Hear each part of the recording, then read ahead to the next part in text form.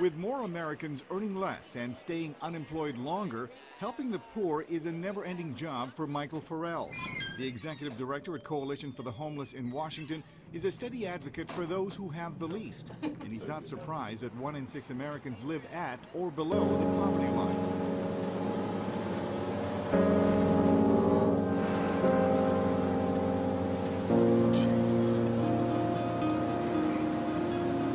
My God, look at that. That thing is huge. We got power. Good evening. America is the land, the nation of plenty, the richest country in the history of the world. But we have real numbers tonight on the staggering increase in people barely getting by. In a new report today, the government says 44 million Americans now live in poverty. 4 million joined the list just last year. And that means 1 out of every 7 people we pass on the street could be struggling for basic needs like food. You know, I have to tell you, I live in a part of the country where my neighborhood is 95% Wall Street. Wow, there are empty houses around me. And I keep hearing from my neighbors, you know, we're just about to hit bottom on the real estate. I just keep saying, uh-huh. If you think we've hit bottom, you haven't seen the latest forecast for mortgage defaults in this country. Dozens of police and SWAT teams swarming on this small central Californian town.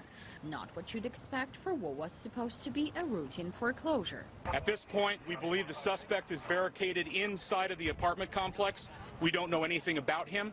We don't know what the motive is behind this shooting. All we know is that we have 2 people dead. Apparently, 45-year-old Jim Richard Ferrario had his motives. He was losing his condominium because of a $15,000 home equity loan he could no longer. Ohio now has its first 2 human cases of West Nile virus this year confirmed in Cuyahoga and Putnam counties. 2 human cases. Number 1 reminds us the West Nile is still in our community. Agencies trap and test mosquitoes for West Nile, and the number of insects infected is rising.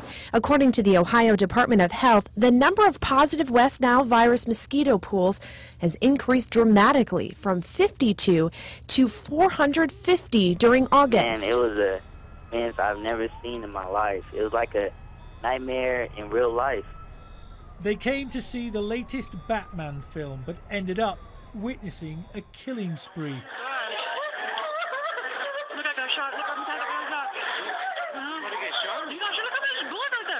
As they fled the cinema, one man, clearly bloodied, is helped away by a police officer. That epic wildfire in Colorado and the massive exodus underway right now. At this moment, you can see right here, families scrambling to safety.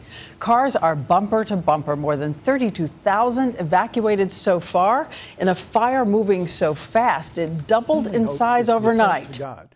We have basically been saying as a nation, God, we don't want you anymore. Get out of our public places. Leave us alone. If America ceases to become virtuous, then the judgments of God will be upon this country. Elsewhere in our country tonight, the countryside is burning up. It is official now. It is the worst drought, and we're in it, and it's causing great damage to staple products people all over the world depend on from the U.S., like corn, say nothing of livestock and property. We're under judgment. We are under judgment now.